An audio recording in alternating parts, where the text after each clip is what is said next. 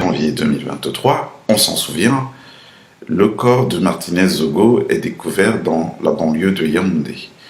Il avait été enlevé 5 jours auparavant, le 17 janvier, et son corps commence à être décomposé. Nous revoyons encore ces images de pompiers. Dès le lendemain 23 janvier, moi j'étais à Douala.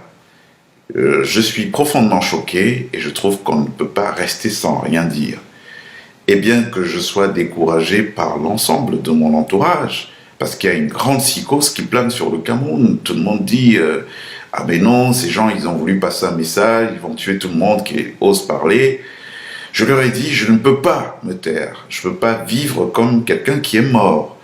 Donc on ne peut pas laisser ce niveau de barbarie s'installer dans notre pays. Peu importe ce que ça peut coûter, moi je vais m'exprimer. Donc je fais une vidéo d'indignation, une sortie télévisuelle d'indignation le 23 janvier, donc le lendemain du jour où le corps est retrouvé. Donc dans cette vidéo, je dénonce ce crime odieux, mais dans l'hommage que je rends à Martinez Zogo, je présentais déjà certains indicateurs. Je pointais un doigt accusateur sur les forces de sécurité camerounaises, parce que j'estimais à l'époque que le mode opératoire était un mode opératoire de personnes sorties d'académie militaire. Je pointais déjà un doigt accusateur vers les forces de sécurité de notre pays. Alors pourquoi j'ai pensé d'entrée de jeu que c'était une opération menée par des forces de sécurité? Eh bien parce que je suis formé à reconnaître le mode opératoire de personnes passées par des académies militaires. Alors la vidéo elle est diffusée le 23 janvier dans la journée, et le soir je reçois à la fois un coup de fil et un audio sur WhatsApp d'Émile Parfait-Sim. En clair, il désapprouve ma démarche. Vraiment, moi, l'affaire là, bon, il était allé très loin et il s'était attaqué à quelque chose qu'il ne pouvait pas supporter. Je me quand les mères dans dernier bien mais il n'y a pas de peu. Mais bon, il est biba. Tu conviens avec moi qu'à bien dire là-haut. Je n'avais attaqué un mal là. On y veut toquer le soubi. Et nous, nous avons dit quoi? Il soit bien. En keha, en koune keha. En terre qu'on vit les mourous dans ma lame gabete. En tout cas, une personne ordinaire qui vit là. Et donc, il va sur la scène. Non, il va il faut justement les sacrifier. Ou alors, ceux qui l'en voulaient. Parce que là, il y a un cas pour dire, là, ligne 94, ligne ceci, ligne cela. Mais voilà, dans le ce que ça veut dire. Mais même si on savait ce que ça veut dire, est-ce que dénoncer ça veut dire qu'après avoir dénoncé, il faut savoir ce qu'on veut dans la vie. Aujourd'hui, les gens sont en train de souffrir, tout et tout. Mais moi, je n'ai jamais été compatissant. Parce que liberté d'expression ne veut pas dire libertinage d'expression. Sincèrement. Alors, ce même 23 janvier, ou je crois le lendemain, il y a un type qui s'appelait, il s'appelait parce qu'il est décédé, le père Jean-Jacques Olabébé, qui était reçu dans une émission à Yaoundé, et il faisait ses déclarations assez curieuses, mais en tout cas, qui, vous le verrez par la suite, ramène un peu aux propos tenus par Émile Parfait-Sim. Parce que Émile Parfait-Sim est convaincu dans son audio que le crime a été commandé depuis le palais, commandité depuis le palais de la République. Et quand on lit entre les lignes ce que dit le père Jean-Jacques Olabébé dans son intervention, on voit bien un lien avec ce qui se passe aujourd'hui. Parce que lui aussi montrait du doigt, si ce n'est pas les Amougou Belinga, comme il avait tendance à le dire ce jour, si ce n'est pas Eko, puisqu'il l'a dit, que Martinez se retournerait dans sa tombe, de voir que les vrais commanditaires de son meurtre ne sont pas ceux qui sont aux arrêts, mais qu'on fait payer plutôt des innocents.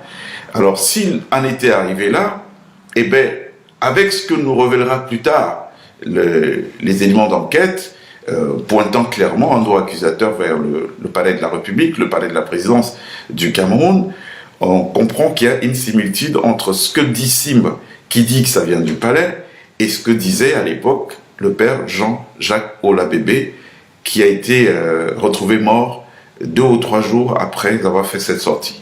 Tout le monde, comme tout le monde dit souvent que il a envie de voir ses enfants grandir et que il n'a pas envie de monter dans la Prado noire surtout. Moi-même aussi. Vous avez peur, Père Jean-Jacques? Attendez. Donc, j'ai envie de monter dans la Prado noire. Monsieur Paul Désébia. Donc, c'est moi qui demande la Prado noire. D'abord, même pour que je vive, je tire déjà pas la queue au quotidien. Donc, si maintenant il faut encore que non, pardon, excusez ma vie. J'ai fait ma part d'investigation, j'ai peut-être ma petite idée, mais il ne revient pas à moi. D'abord, je ne suis pas payé pour ça. Que les gens qui sont d'ailleurs le chef d'État inscrit, la gendarmerie, la police pour mener ces enquêtes-là, ils sont d'ailleurs payés chèrement pour ça. Qu'ils fassent leur travail et qu'ils nous disent qui a posé là. Mais moi, je vous ai dit, on nous a induit en erreur. Donc, laissez M. Jean-Pierre Amogobelinga loin dans cette histoire de Martinez. Et même Martinez ne peut pas accepter que on pose son deuil, son assassinat sur quelqu'un qui n'a pas posé l'acte. Martinez lui-même voudrait qu'il y ait la vraie justice. Et ça pose un autre problème.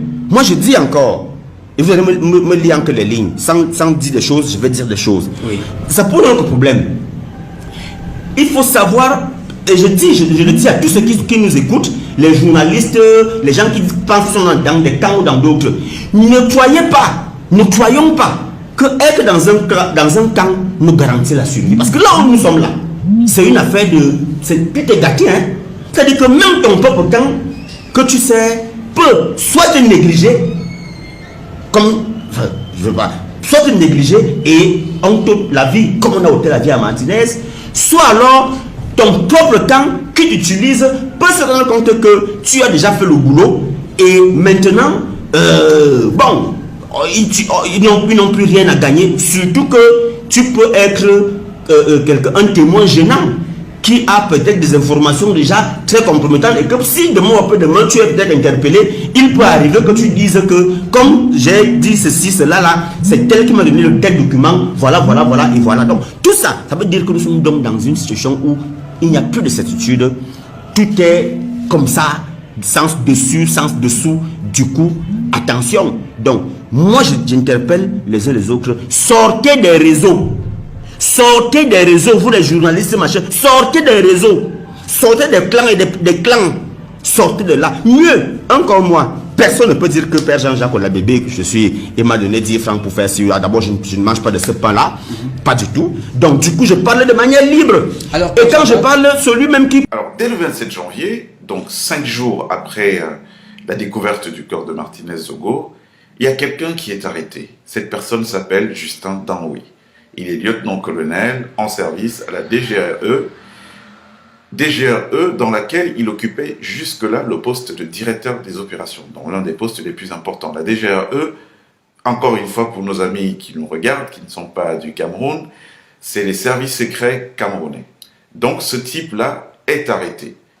Je vais vous faire le film de son arrestation. Maxime Eko, le patron des services secrets camerounais, reçoit un coup de fil de Landry Galaxietoga, qui est patron, lui, de la gendarmerie du Cameroun, secrétaire d'État à la Défense, mais en réalité, c'est lui le patron des gendarmes, des Pandores camerounais. Et ce dernier, donc le patron de la gendarmerie, appelle le patron des services secrets camerounais pour lui demander de mettre à sa disposition un de ses hommes. Cet homme en question, c'est le lieutenant-colonel Justin Danoué, qui était jusque-là directeur des opérations des services secrets camerounais. Donc, Eko Maxime, le patron des services secrets camerounais, collabore. Il ne fait pas le problème.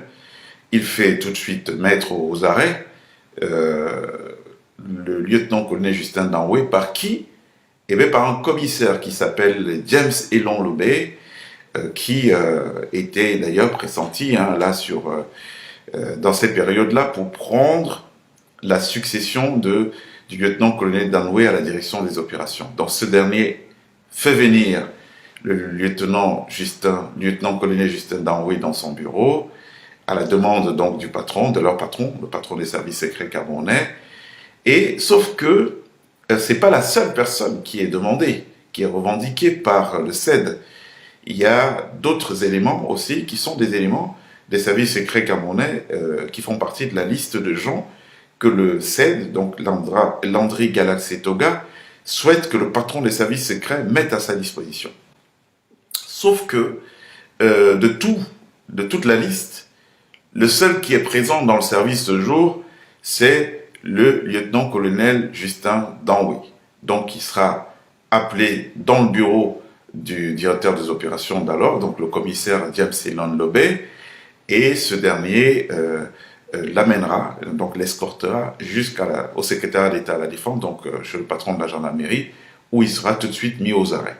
Donc nous sommes le 27 janvier. Alors, première question.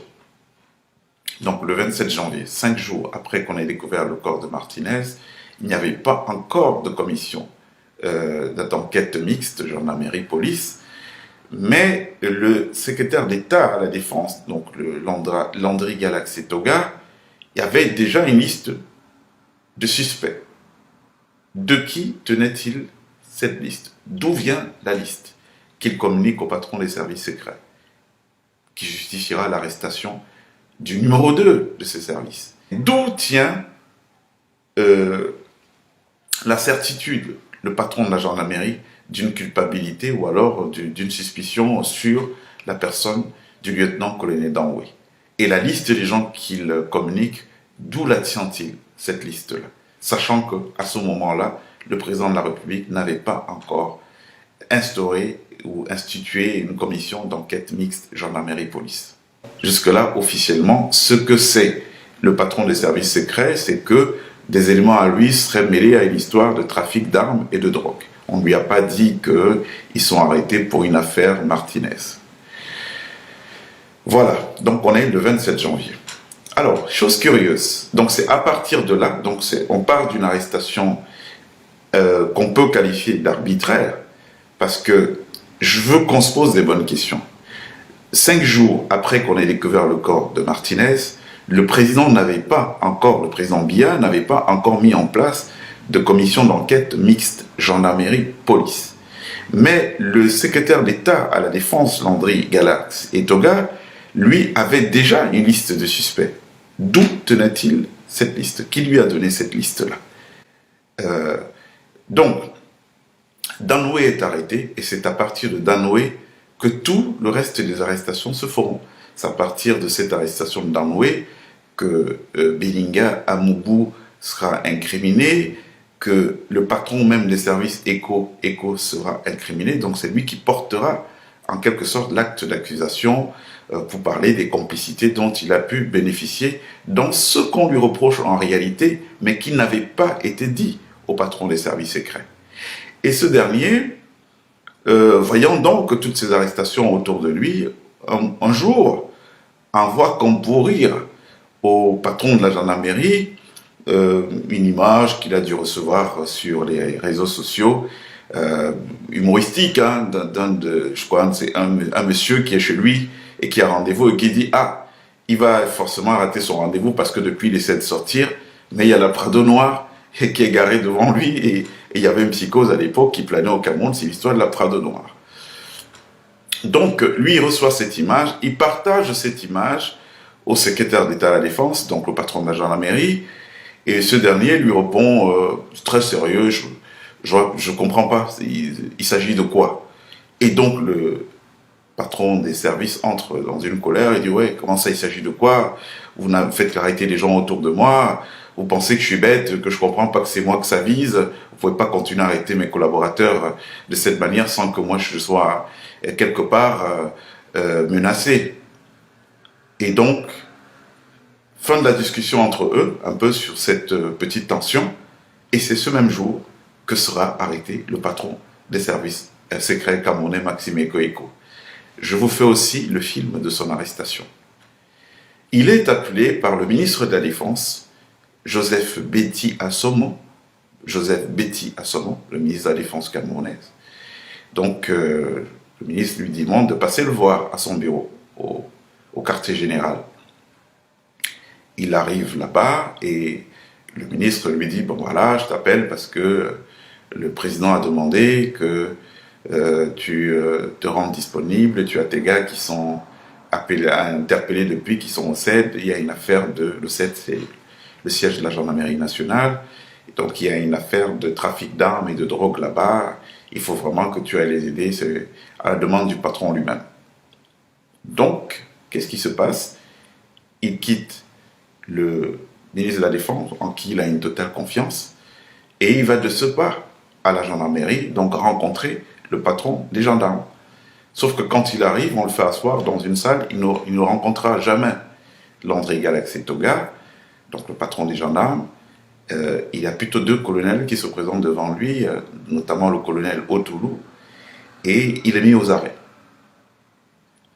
Il est arrivé là-bas il n'avait pas d'arme sur lui ce jour. Je pense que s'il avait eu une arme, il aurait très vite compris qu'il est tombé dans un guet-apens. Donc, le patron des services secrets camerounais, Maxime Eko, est cueilli de cette manière. Convoqué par le ministre de la Défense, qui lui dit que le président de la République a demandé qu'il se mette à la disposition du CED pour l'aider à élucider une affaire où ces éléments à lui des services secrets sont incriminés, sauf qu'on ne lui parle pas d'une affaire d'assassinat de Martinez, on lui parle plutôt d'une affaire d'armes, de trafic d'armes et de drogue dans lesquelles seraient mêlés des éléments à lui. Et donc, lui, de bonne foi, il se présente chez son collègue, donc le patron de la gendarmerie, pour entamer avec lui une collaboration, comme celle qu'il avait déjà commencé quelques jours auparavant. Il arrive, on lui dit non, attendez dans une salle d'attente, et puis il y a les colonels de la gendarmerie qui arrivent, et il est mis aux arrêts. Donc voilà comment a été arrêté le patron des services secrets camerounais, Maxime Eko. Il se retrouve donc avec Amougou Bellinga, tous les deux, accusés, Amougou Bellinga d'être la personne qui a commandité l'assassinat de Martinez, ou au moins l'enlèvement de Martinez, et lui, Eko, comme ayant fait partie du plan. Donc les deux sont accusés par Justin Danoué. Donc c'est les accusations unilatérales de Justin Danoué qui fondent l'acte d'interpellation de ces deux personnalités. Extrait de l'interrogatoire du lieutenant-colonel Justin Danoué, ex-directeur des opérations des services secrets camerounais, soupçonné d'être le leader du commando ayant assassiné Martinez Zogo. Question des enquêteurs. Quelle est cette autre personne qui vous a contacté pour parler de Martinez Zogo? Réponse du lieutenant Justin Danoué. C'est monsieur Amougou Bellinga. Question des enquêteurs. Dites-nous-en les circonstances, s'il vous plaît. Réponse du lieutenant Justin Danoué.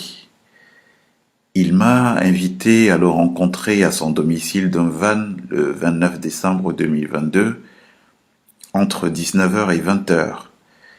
Y étant, il m'a dit qu'il y a ce journaliste Martinez Zogo qui parle mal de lui et se demandait si on ne pouvait pas l'intimider. Il ne m'a pas demandé d'intimider Martinez Zogo, car il n'a pas qualité pour le faire. Ensuite, nous avons échangé sur d'autres sujets. Je lui ai à l'occasion rappelé le problème de mon dossier de demande d'avance de solde pour laquelle j'avais sollicité son intervention auprès du ministre des Finances. En interrogeant les téléphones de ces personnalités, on découvre que Justin Danoué connaissait Amougou Bellinga. Donc on lui demande comment il le connaît, et il dit qu'il s'était rendu à son domicile, au domicile de Amougou Bellinga, pour lui demander une faveur, l'avancement de son dossier, d'une avance de solde. Un dossier d'avance de solde du ministère des Finances, et que c'est Bellinga qui devait intervenir pour ça. Et que Bellinga, pendant leur conversation, se serait ouvert à lui et lui a dit qu'il y avait un journaliste, Martinez Zogo, qui s'en prenait à lui de manière très dure dans les réseaux sociaux et qu'à l'occasion, il aimerait bien lui faire subir une petite correction, hein, juste pour qu'il se calme. Mais, donc c'est sur la base de cette déclaration de Justin Danoué que Amougou Bellinga est arrêté comme commanditaire. en tout cas, de l'enlèvement de Martinez Zogo. C'est sur la base de cette seule déclaration. Sauf que, par la suite, le même Justin Danwe se rétracte. Quand il faut faire une confrontation, on lui demande s'il connaît Amougou Bellinga, il dit qu'il ne le connaît pas. Amougou Bellinga, lui, par contre, dans son naturel, il a dit, mais bien sûr, je le connais. Hein, c'est un ami, il vient souvent chez moi et tout. Tu dis que tu ne me connais pas, mais qu'est-ce qui ne va même pas dans ce pays, hein? Tu dis que tu ne me connais pas comment? Tu ne viens pas souvent chez moi et tout. Or, en réalité, la rétractation de Justin Danwe, c'est une façon de vouloir protéger Bellinga, et il le dira plus tard. Je ne voulais pas le mêler à nos choses. Ça veut dire quoi? Je ne voulais pas le mêler à nos choses. Ben, ça veut dire que, en réalité, on a quelqu'un qui connaît effectivement ce qui s'est passé dans le meurtre de Martinez Zogo, mais qui connaît aussi les vrais commanditaires et que ce n'est pas le vrai commanditaire. Au moment où il dit « je ne voulais pas le mêler à nos choses ». Je crois qu'il est pris par un remords, quelque chose dans le genre. En tout cas, par l'œuvre d'interrogation, des téléphones, de toutes ces personnalités, on n'a rien trouvé de probant qui incrimine, que ce soit Eko, que ce soit Maxime, que ce soit Bellinga Amougou, on n'a rien trouvé qui incrimine les deux personnes. En revanche, il se trouve que le jour de son enlèvement, Martinez Zogo a rendez-vous avec plusieurs personnes. La dernière personne qu'il appelle, c'est Martin Savom. Il était 19h41, donc quelques minutes avant d'être enlevé. On ne saura jamais ce qui s'est dit, mais autre chose qui doit attirer votre attention, c'est que le 30 janvier, 3 jours après que Danwe soit arrêté, donc soit aux arrêts au CED, il est en cellule, ce dernier appelle un de ses subalternes dans les services secrets, il appelle au téléphone. Et au téléphone, il lui demande quel est le pouls de la maison par rapport à l'affaire et est-ce qu'il peut lui récupérer notamment un téléphone portable qui est dans l'une des voitures, les voitures de service qui est égarée quelque part. Et donc ce lieutenant-là, il ne se coopérera pas, il lui dira non, bah, les clés de cette voiture sont déjà récupérées, même votre bureau est scellé, donc je ne peux récupérer aucun document.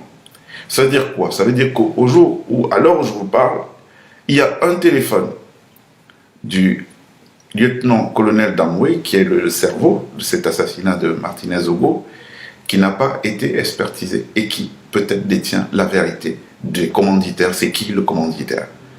Donc, à la fin de cet appel, ce lieutenant-là fait un compte rendu au patron des services. Donc le 30 janvier, je vous parle bien du 30 janvier, il lui fait un rapport dans lequel il lui dit qu'il a reçu cet appel et cette demande du lieutenant-colonel. Alors, ce qui veut dire quoi? Ce qui nous renseigne sur un fait qui est grave. Comment a-t-on laissé en sa possession le lieutenant-colonel Danwe aux arrêts au CED avec son téléphone? Comment un type qui est gardé a vu au CED dans le cadre d'une affaire aussi grave? Comment continuait-il à passer des coups de fil à partir de son téléphone en cellule? Direction générale de la recherche extérieure. Yaoundé, le 30 janvier 2023. Note. Objet.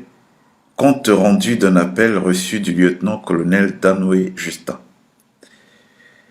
J'ai l'honneur, très respectueusement, de vous rendre compte que j'ai reçu aux environs de 17h12 ce lundi 30 janvier 2023 un appel du lieutenant-colonel Danwe Justin, précédemment directeur des opérations. Ce dernier disait qu'il était au service central des recherches judiciaires au CED. Durant la causerie, il a cherché à connaître l'atmosphère dans le service et demandé s'il pouvait rentrer en possession de certains de ses effets personnels. S'agissant du pool du service, il a voulu savoir les commentaires que les gens font de la situation actuelle. Je lui ai répondu que je ne savais rien de ce qui se passe et que, comme tout le monde, je cherche à comprendre. Je lui ai aussi dit qu'un nouveau directeur des opérations à la personne du CPP Beltran a été installé. Pour ces effets, il a demandé que je prenne la clé du véhicule au poste 142 et que je récupère dans le véhicule son trousseau de clés et un téléphone dans un des coffres. Il y a une volonté de quand même bichonner ce prisonnier qui est suspecté d'avoir commis quand même l'assassinat crapuleux, le crime crapuleux d'un citoyen. Comment se fait-il que le 30, donc 3 jours après son arrestation, le 27 janvier, qu'il détienne toujours un téléphone portable en cellule avec lequel il passe des appels? C'est très étrange. Très étrange ce traitement de faveur que la gendarmerie lui accorde et qui jette la suspicion finalement sur tout le reste de l'affaire. Donc, je vous la fais court. Par la suite, il y a une commission d'enquête mixte qui est nommée. Cette commission vient et commence à travailler et elle se rend compte que les membres du commando ont tous eu les données, l'accès à leurs données téléphoniques restreints à une certaine heure. Alors comment tous ces membres du commando ont les données, l'accès à leurs données téléphoniques restreints, c'est-à-dire les obligeant à ne pas communiquer par WhatsApp, mais à passer des coups de fil normaux qui peuvent être donc interceptés et être écoutés. Comment se fait-il que tous les membres du commando, à cette heure, n'avaient pas de WhatsApp, n'avaient pas de Telegram, bref, une possibilité de communiquer via les données?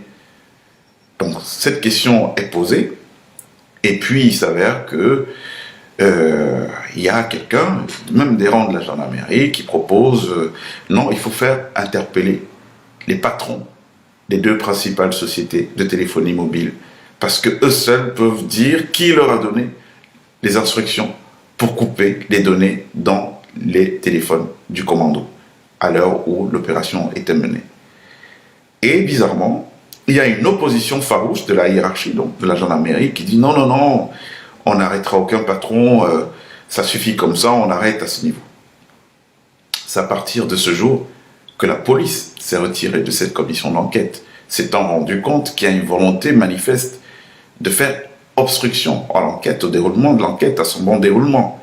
Parce que comment a-t-on un élément aussi sensible et un élément comme ça qui ne peut être élucidé qu'en cuisinant les patrons des 2 sociétés de téléphonie mobile, mais battu en brèche par l'une des parties prenant part à l'enquête, qui dit non, non, non, on n'arrête pas ces gens-là, on les laisse, et tout et tout. Alors qu'en arrêtant les patrons de ces sociétés de téléphonie mobile, on aurait tout de suite su qui leur a donné ces instructions-là. Et cette personne qui a donné l'instruction, ça ne peut pas être moi, Morgan Palmer.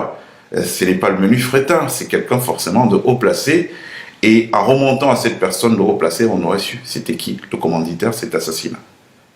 Donc, depuis ce jour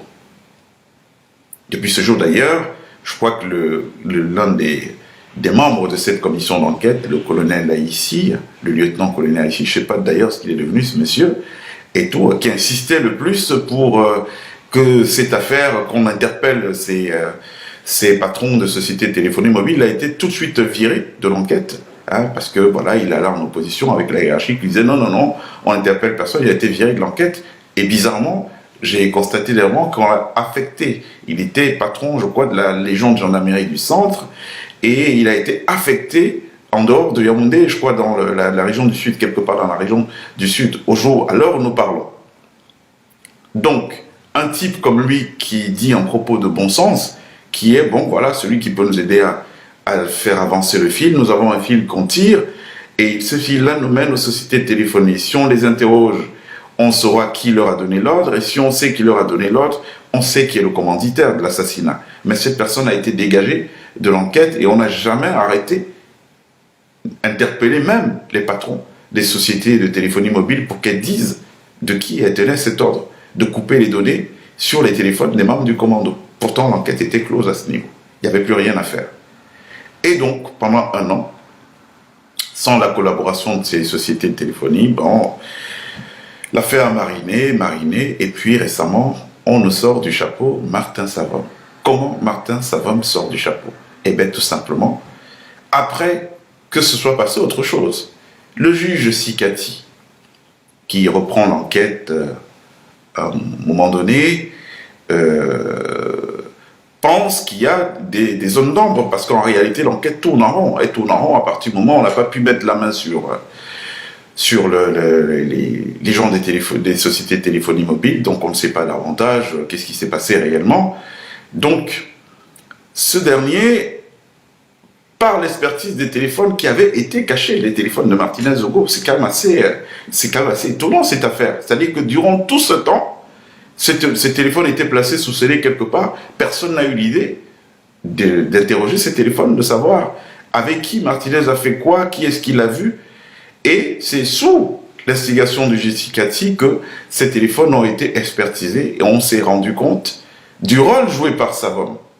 Donc Martin Savom est appelé ce jour à 19h41 par Martinez Zogo, qui est en contact régulier avec ce Martin Savom, avec le secrétaire général de la présidence de la République du Cameroun, Ferdinand Gongo. Je ne sais pas si, à l'heure qu'il est, son nom est apparu déjà dans cette affaire, mais ils sont en contact régulier et dans les conversations, il est quelqu'un qui le renseigne, donc c'est quelqu'un qui en sait beaucoup.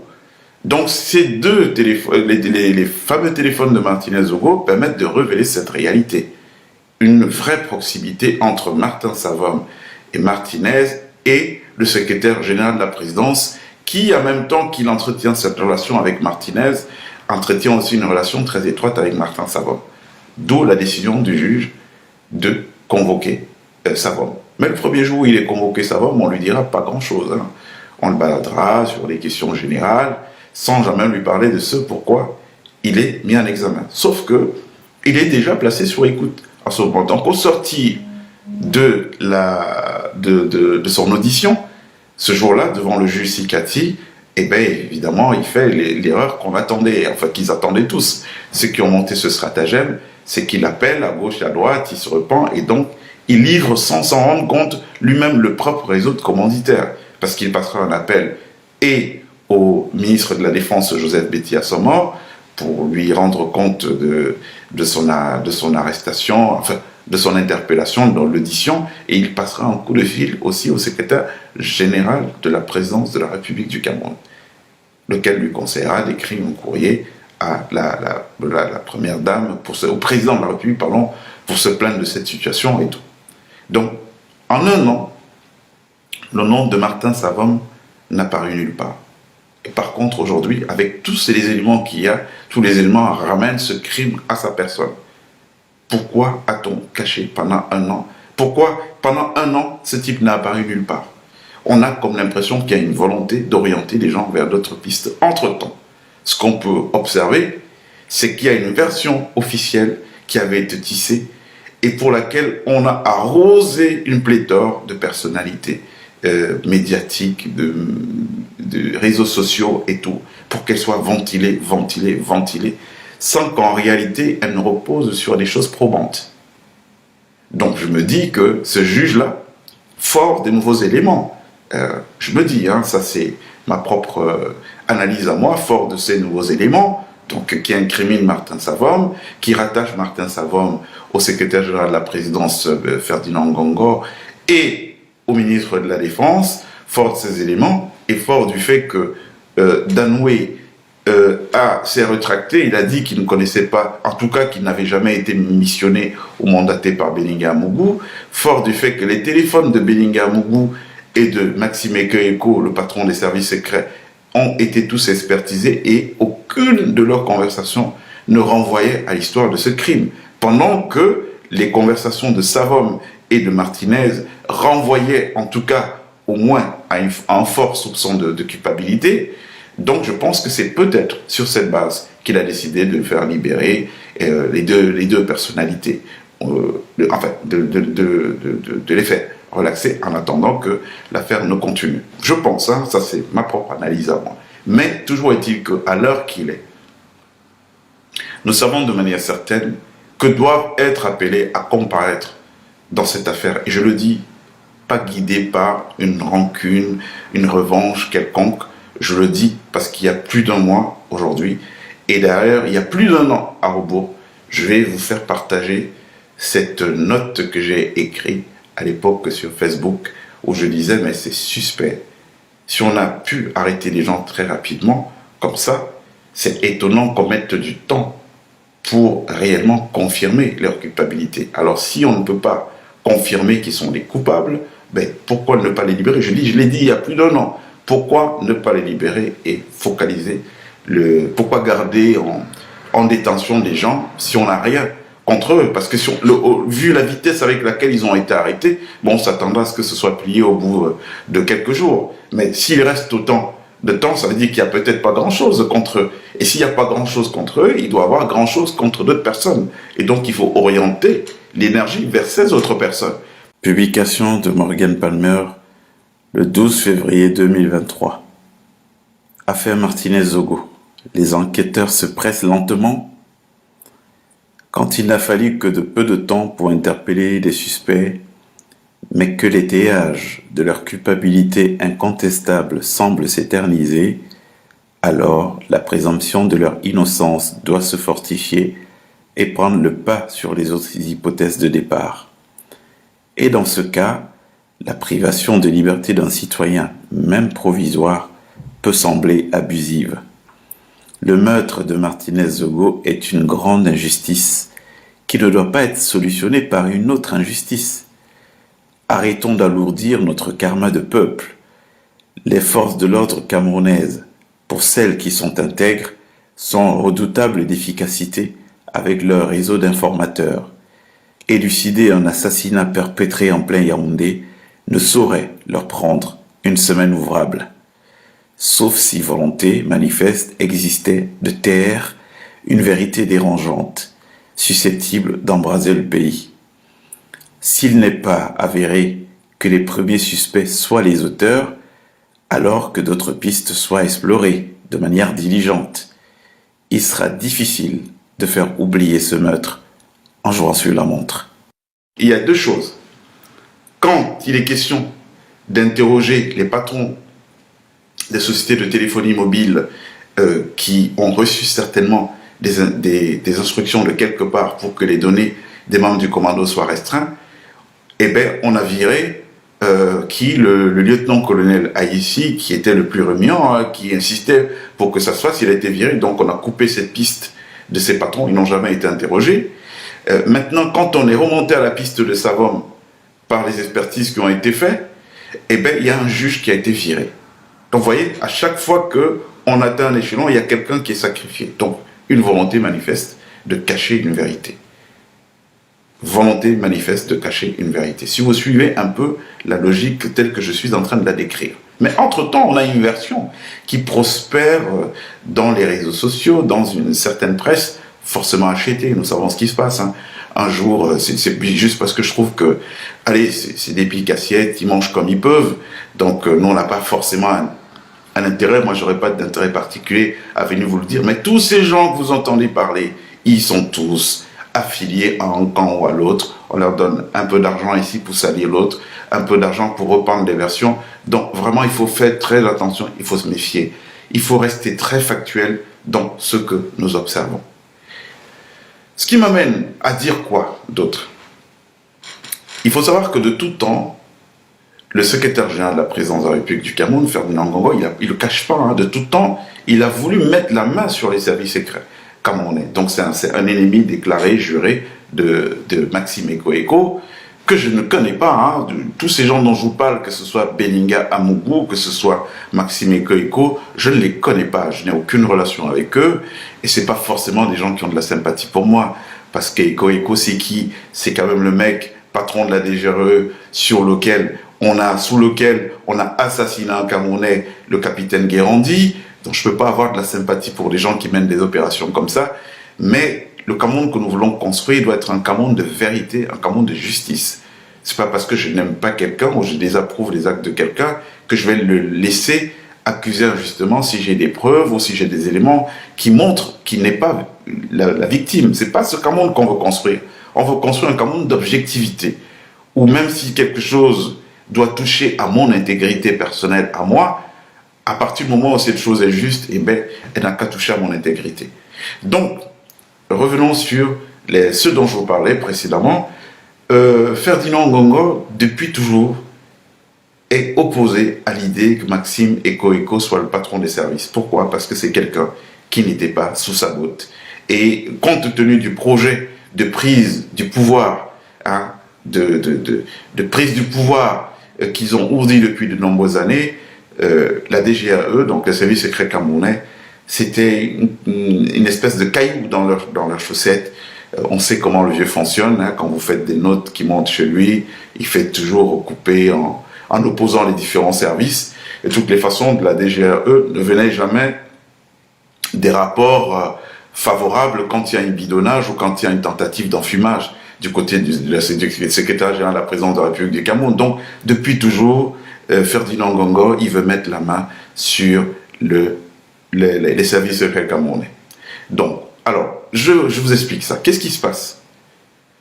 Quand est viré Eco Maxime, donc patron des services secrets camerounais, eh bien, quelle est l'équipe qui prend la suite? Il y a M. Gomo, que je ne connais pas, donc je ne ferai aucun commentaire sur lui. Parlez pas des gens si vous n'avez pas d'éléments.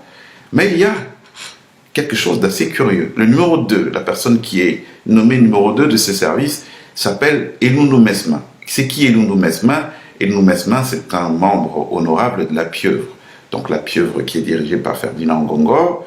Donc quand on analyse Eco, patron des services, empêche de tourner en rond la machine de prise du pouvoir que Ferdinand Ngongo a mis en place, ce dernier veut absolument sa tête, en tout cas avoir quelqu'un dans la maison DGRE, et donc il réussit son coup, c'est le coup de l'incriminer dans une affaire qu'il ne connaît pas, parce que c'est ce que montrent les faits aujourd'hui. Les faits aujourd'hui montrent que, en tout cas dans l'histoire de Martinez Zogo, Eco n'a en rien mêlé à cette histoire.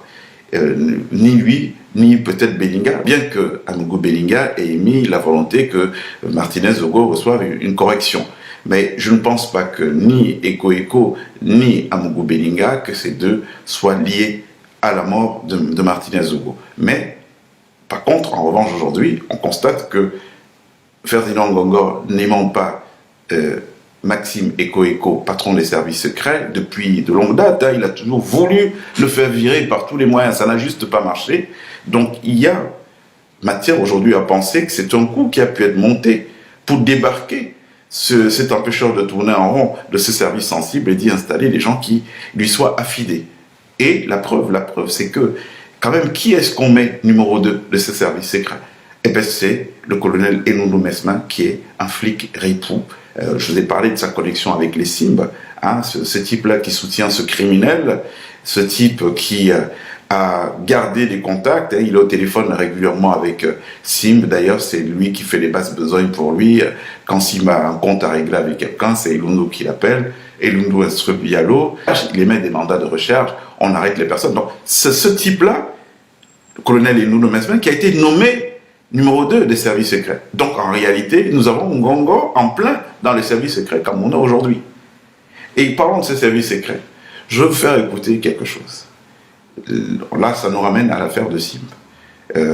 C'est un audio que Simb a reçu d'un de ses amis qui parle de cette DGRE. Après avoir écouté cet audio, vous me direz si l'élan qui était pris à l'époque par cette DGRE peut être continuel aujourd'hui qu'elle est infiltrée à son sommet. Par qui? Eh bien, par le colonel Elundu Mesma, qui est un ripou, un flic ripou, et qui est à la solde et aux ordres du secrétaire général de la présidence, c'est Ferdinand Ngongo. Bonjour mon frère. Il se passe des choses encore autour de l'IMAL que je ne comprends plus. Je viens de me faire interroger pendant plus de 5 heures de temps à la direction des renseignements extérieurs à Yaoundé. En fait, pendant les obsèques de Camille Briand, un monsieur s'est présenté à moi, il est officier de police 3e grade. Il m'a montré sa carte, qu'il travaille pour la DGRE. J'ai demandé alors pourquoi. Il dit que je suis appelé à me présenter à leur service vendredi matin pour répondre pour faire une déposition. Parce qu'ils sont en train de mener une enquête sérieuse dans laquelle je suis impliqué. Et il faut que je me présente à leur service. Il est en déplacement à Douala pour m'amener à Yaoundé. Je lui ai demandé, mais si vous avez des bureaux à Douala, je peux répondre là-bas. Il dit, non, je suis venu pour vous, monsieur. J'ai dit, alors qu'est-ce que je fais? Je suis dans l'organisation des obsèques de Camille Briand, on l'enterre samedi. Si vous voulez, suivez-moi durant tout le trajet. Il me dit, non, je suis obligé de le suivre jeudi, là. Je dis, non, c'est pas possible. Du coup, j'ai appelé le colonel Bankui, science tenante. Il m'a dit, ok, il va appeler leur service pour savoir de quoi il est question. Moi-même, je ne savais pas pourquoi il venait me voir.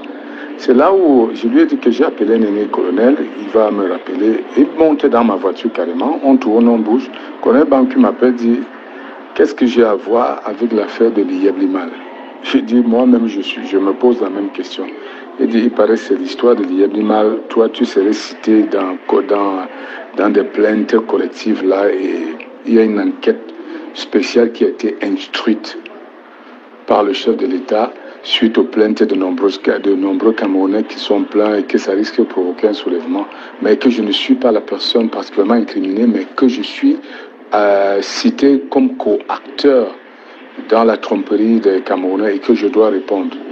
Il m'a dit, ok, on va appeler le gars et je dois terminer ce que je fais et je viens à Yaoundé ce matin. Donc je dois me présenter à 7h ce matin. C'est pourquoi hier soir j'ai pris la route. Et hier je n'ai pas pu te joindre. On m'a posé tellement de questions et tout ça. Je leur ai expliqué tout ce que j'ai fait. Et ils ont même les vidéos de tes passages sur Jambo. Et ils ont des images des séminaires que tu as organisés. Ils savent tout ce qu'on a fait. Je dis, ben, moi, si quelqu'un vous a dit que je l'ai amené dans l'Iyeb Limal, qu'il se présente, ou quelqu'un dit que j'ai pris son argent pour aller mettre dans l'Iyeb Limal, que la personne se présente. Je suis prêt à rembourser rubis sur ongle, si une seule personne vous dit. Et les gens qui se plaignent, je leur ai rappelé que la plupart des gens, je ne connais même pas ces gens. Les noms, ils n'ont pas voulu me dire des gens qui se plaignent. Ils m'ont dit c'est une plainte, une coaction judiciaire qui a été engagée. Je dis, ben, tous ces gens qui se plaignent, ceux qui ont cité mon nom, donnez-moi un seul qui peut vous dire que moi, je suis directement impliqué ou que je l'ai un jour invité à faire un investissement. Et je leur ai rappelé que tous ces gens qui peuvent se plaindre, je les ai trouvés déjà dans l'Iyeb Limal. Je ne suis qu'un homme de médias. Et l'Iyeb Limal est venu sur ma plateforme comme il pouvait aller dans n'importe quelle plateforme communiquer. Ce qu'il faut savoir, mon frère, c'est qu'il faut faire très attention à tes déplacements maintenant parce que les gars qui sont en train d'enquêter sur le dossier, ça semble être une affaire sérieuse. Ils m'ont dit que si je crois dire des choses pour te protéger, que je sache qu'ils vont te ramener au Cameroun par tous les moyens, qu'ils savent partout où tu es, que chaque mouvement que tu fais, ils savent au courant, et que tu as intérêt à revenir au Cameroun de toi-même, sinon tu risques très gros. Ils m'ont parlé, ils me disent, c'est même presque des menaces, ils disent qu'ils vont aller te cueillir là où tu es, et que tu auras même la chance de tomber entre leurs mains, parce qu'il paraît qu'il y a un commando qui est carrément chargé de t'éliminer. Donc fais très attention, mon frère, là où tu es. Apparemment, ça, ils disent que si tu tombes entre leurs mains, tu as la chance de revenir au Cameroun. Mais que si c'est une autre bande qui est la première sur toi, tu n'as aucune chance. Donc cette affaire m'a effrayé tellement. Depuis là, je ne dors pas depuis jeudi, je t'assure. Depuis jeudi. Alors, vous avez écouté. Donc, il y a une action ou plusieurs actions qui étaient entreprises contre Émile Parfait-Sim. En tout cas, au niveau de la DGRE, vous pensez que ces actions vont continuer maintenant que son très cher ami et membre du même groupe, là, la pieuvre, Mesma et Lundu, est devenu numéro 2 de ces services? Je ne crois pas. Donc, en clair, vous comprenez qu'aujourd'hui, si on était dans une mafia plus, nous sommes dans une mafia plus, là, aujourd'hui. C'est-à-dire que ces services-là, aujourd'hui, sont à la disposition de Ferdinand Ngongo qui fait ce qu'il veut. Bon, heureusement que ne vous méprenez pas sur le vieux. Hein. Ah oui, c'est quelqu'un de très retors et de très vicieux. Je crois que tout ce que je dis là, il y a beaucoup d'informations dont il est au courant déjà et il saura se prémunir, si ce n'est pas déjà le cas. Donc aujourd'hui, je crois qu'il faut plutôt questionner la pertinence de ces accusations qui ont ciblé certaines personnes d'entrée du jeu alors qu'elles ne reposaient sur rien. Et c'est à ce moment qu'on peut convoquer à nouveau maintenant le témoignage du père Jean-Jacques Olabébé qui a été tué, je crois, 2 jours après hein, ce passage à la télévision dans lequel il affirmait clairement, on est à quelques jours simplement de la découverte du corps de Martinez, il affirmait clairement que il ne fallait pas regarder les personnes qui étaient montrées du doigt, il fallait regarder ailleurs. Et à mon avis, ces accusations n'étaient pas des accusations fantasmées quand on voit ce qui s'est passé par la suite, quand on a les Savom qui sortent du chapeau et dont le rôle actif aujourd'hui n'est plus à questionner, quand on voit qu'il y a tout un lieutenant-colonel ici qui, dès qu'il a pointé la question de l'arrestation des patrons des 2 sociétés de téléphonie mobile, on lui a dit non, non, circuler, il n'y a rien à voir, il a été démis de ses fonctions, il a été viré.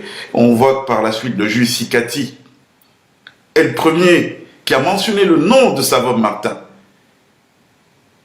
Donc avant, Sikati, personne n'avait parlé de Savom Martin. Le premier qui mentionne le nom de Savom Martin, c'est Sikati. Le premier qui le convoque, c'est Sikati. Et qu'est-ce qui se passe? Dès qu'on commence à se rapprocher, comme ça s'est passé avec les téléphonies mobiles, eh bien, il est viré. Hein? Du jour au lendemain, on commence à entendre une histoire, oui, il aurait perçu de l'argent, mais on constate quand même qu'il y a beaucoup de similitudes. Pourquoi chaque fois qu'on vient vers ce qui est normalement des éléments qu'on a, pourquoi toutes les fois qu'on vient vers ce qui doit nous conduire vers la piste réelle de ce truc-là, il y a quelqu'un qui est sacrifié. Donc le cas de Sikati, moi je pense qu'il faut se poser ces bonnes questions, et si on s'est posé ces bonnes questions, on sait déjà que de toutes les façons, doivent être appelés à comparaître dans ce procès Ferdinand Ngongo, Amougou Belinga, Eko Eko. Il est hors de question que ce soit que 2 personnes et pas, ou une personne et pas les autres. Et Eko Eko, en tant que patron des services, l'affaire a été commise par ses employés, ses collaborateurs. Amougou Belinga, parce qu'il avait manifesté l'intention de faire donner une petite correction à Martinez. Donc, au moins, à ce titre, il devrait être là à répondre de cette... Mais Ferdinand Ngongo, parce que Savom Martin, qui apparaît aujourd'hui comme appartenant au commando qui a tué Martinez Zogo, était en contact régulier avec Ferdinand Ngongo, tout comme Martinez Zogo. Il y a toute une pléthore d'informations documentées à ce sujet aujourd'hui. Donc moi, je pense qu'il faut qu'on y aille très vite. Toute chose qu'on peut raconter aujourd'hui qui n'aille pas dans ce sens-là, qui n'aille pas dans le sens de faire appeler ces gens-là, que plusieurs faits aujourd'hui incriminent, moi je pense que c'est une perte de temps pour le Cameroun, pour les Camerounais. Donc il faut que le vieux nous dise pourquoi on continue à faire une parodie de justice alors que nous savons au jour d'aujourd'hui, s'il ne sait pas, moi je lui donne ces éléments. Et s'il a besoin d'autres éléments, je peux lui en donner toute une pléthore d'éléments.